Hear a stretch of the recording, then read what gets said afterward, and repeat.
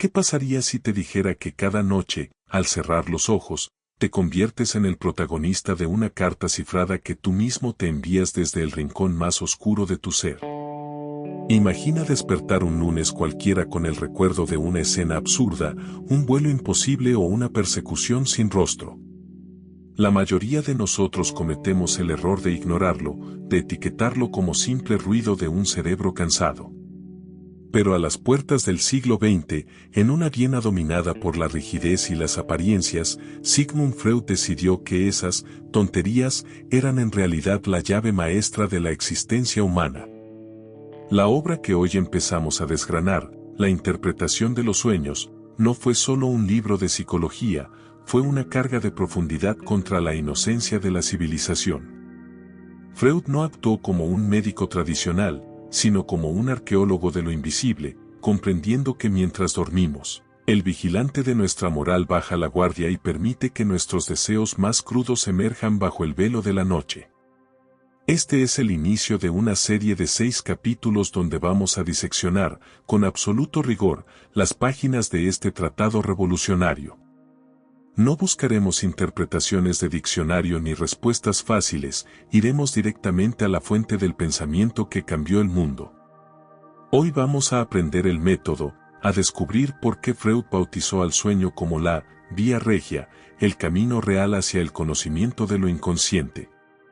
Prepárate, porque tras este viaje, tu relación con el descanso cambiará para siempre. Estás a punto de entrar en la fábrica de tus propios secretos, en ese espacio donde lo que realmente eres se manifiesta sin los filtros de la sociedad. ¿Tienes el valor de descifrar el mensaje que tu propia mente ha estado intentando entregarte toda la vida? El primer gran desafío de Freud fue enfrentarse a la soberbia de la ciencia de su época. Para la medicina de 1900, el sueño era un residuo biológico sin valor, comparable al sonido aleatorio que hace un piano cuando un animal camina sobre sus teclas. Se creía que era un desecho orgánico, un error del sistema nervioso que intentaba recuperarse. Sin embargo, Freud dio un golpe de autoridad y afirmó que el sueño es una función psíquica con pleno sentido. Se preguntó con lógica aplastante, si el sueño es solo biología, ¿por qué soñamos con rostros de nuestra infancia que creíamos borrados? ¿Por qué la angustia nocturna nos despierta con el corazón acelerado si no hay un peligro real fuera? Freud rescató una verdad que solo los poetas intuían: el sueño posee un significado oculto y una intención deliberada.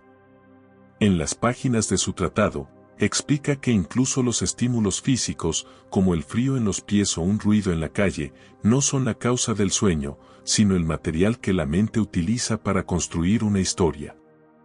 Si tienes sed, tu mente te lleva a una fuente para que bebas en el sueño y así protejas tu descanso. Aquí nace la primera ley fundamental de esta obra: el sueño es el guardián del reposo. Tu psique prefiere alucinar la satisfacción de una necesidad antes que permitir que te despiertes. Pero la gran pregunta que abre el abismo es: ¿por qué tu mente elige precisamente esas historias y no otras? Aquí es donde el libro nos sumerge en la oscuridad, revelando que somos seres movidos por fuerzas que la razón despierta apenas alcanza a sospechar. Para interpretar un sueño según Freud, hay que alejarse de la cultura popular que busca traducciones universales. No existe un código donde soñar con fuego signifique siempre lo mismo para todo el mundo. Freud fue tajante: el simbolismo es estrictamente personal. El significado no reside en la imagen, sino en la historia única del soñante. En su obra, nos lega una herramienta de valor incalculable: el método de la asociación libre. Él nos instruye a no mirar el sueño como un relato coherente, sino a fragmentarlo, a dividirlo como si fuera un mosaico estallado. Hay que tomar un detalle pequeño, un objeto o una palabra, y dejar que la mente fluya sin juicios. ¿A qué te recuerda? ¿Qué escena de tu pasado se conecta con ese detalle? Freud descubrió que si seguimos ese rastro de pensamiento sin censura, terminamos chocando con una emoción bloqueada o un deseo que no nos atrevemos a admitir. El sueño utiliza los llamados restos diurnos, esas imágenes banales que vimos durante el día, pero les inyecta una energía que proviene de las capas más profundas del inconsciente. Interpretar no es traducir, es ser un rastreador de migas de pan psicológicas. Como el propio autor advierte, el soñante sabe el significado de su sueño, el problema es que ignora que lo sabe.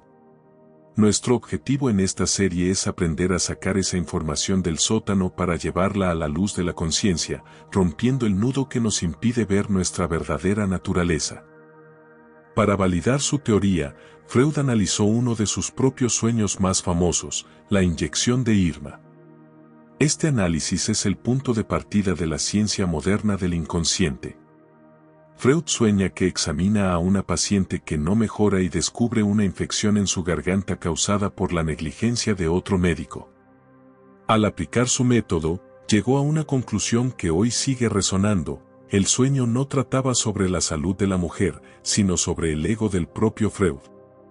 En aquel momento, él era un médico joven y cuestionado, y su mente construyó un escenario donde la culpa de aquel fracaso terapéutico recaía en otros, exonerándolo a él de cualquier reproche profesional.